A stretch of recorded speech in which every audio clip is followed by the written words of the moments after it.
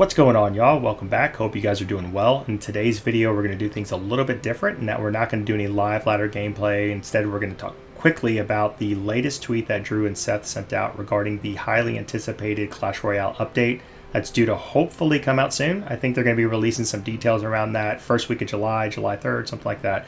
But yeah, just hopefully you guys can stay for the duration of the video. It should be very quick, to the point. I just kind of wanted to touch base on what I think is likely not to be in the update versus what is. And what is going to be in the update? We all know it's going to be Clan Wars 2.0. Do we need it? Absolutely. I just think it's going to be short-lived, as a world and as a community. We get bored pretty fast. Certainly aren't shy to share our opinions, but we get bored with features like that pretty quick. Time will tell. I'm not trying to be negative. I just, again, want to talk a little bit more about things that could impact the game more long-term versus updates like that. So again, I'm want the Clan Wars update. I just think it's going to be short-lived. So let's go and segue into what I think the game needs. You guys know me by now that I've talked about this before, that to me in Clash Royale, the unique game that it is, as competitive as it is, it's all about the player profile. So if I'm not doing anything in the game, like party mode, to enhance my profile, it's just not worth my time. So I think they need to add more ways to enhance our profile.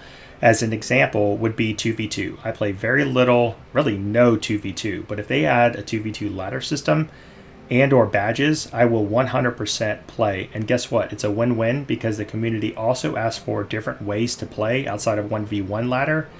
And now not only are you enhancing your profile, you're giving another avenue to play a different 2v2, a different mode, right? 2v2 versus 1v1, things like that. So, I've also tweeted out not too long ago about a Clan Wars win streak badge. While we were waiting for this update that's soon to come out, why not just have a win streak badge? People were not playing War at all, but this would have given people some incentive to kind of play. I know many people that actually were like, oh, I'm on my 20th win streak, and they take a little bit of pride in that. They try to find some joy. So, just small things like that, just ways to enhance our profiles, I think would go a long way. So the last piece to this is going to be around free-to-play. This is going to be more mid-ladder, lower-ladder, of course. Not so much high-ladder, because obviously everyone up there has maxed out decks and cards and all that kind of stuff. So this is more mid-ladder and below. But free-to-play is one topic, and as well as seeing the same old decks all the time, beat down Golem Night Witch, whatever, Hog Cycle, this and that. That first off, that's never going to change. And the other thing that I want to make sure that I reiterate here is that, we have to understand that, free-to-play players, it's hard for them, right? They probably spent years maxing out a card, certainly a deck, and trying to master that deck. So it's really difficult for them to change focus or whatever to a different deck. I'm not saying it's not possible, and this is independent of tourney standards, level 9 cards, all that kind of stuff. I'm not talking about that. I'm talking strictly ladder, in this point. But so it's difficult for them, right? So a lot of times, we'll face, we'll go into battle and we'll face a deck, and we're kind of, oh my goodness, same old deck right after 4 years, Golem Night Witch. And I don't like playing against Golem Night Witch. I'll be the first to tell you that. But I have to understand that, hey, that's a part of the game, and there's many reasons why this person is probably playing Golem Night Witch. Easy win, whatever you want, easy wins, or it's brainless, or whatever the case is. I mean, to me, that's irrelevant.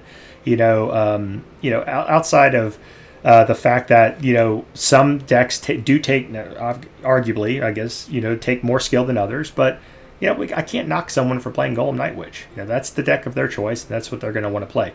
Now, what I think actually, and I'll end with this, I think the real point is this.